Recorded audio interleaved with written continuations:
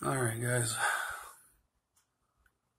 here is the second shot with the shroud, the Donnie FL. Second shot with the shroud. Here we go.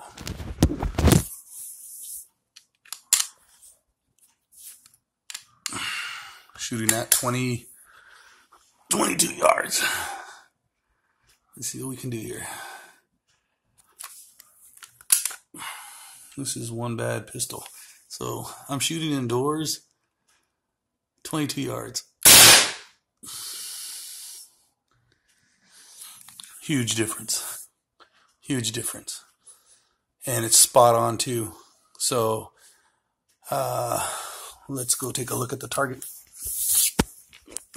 There's my bad boy right there. She's beautiful.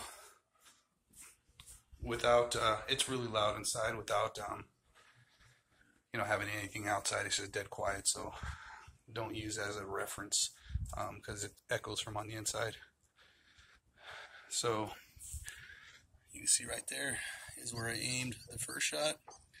The first shot was right there. I aimed high on purpose. That's the second shot where I aimed low, and that was done on purpose. So pretty centered, big difference in sound. All right.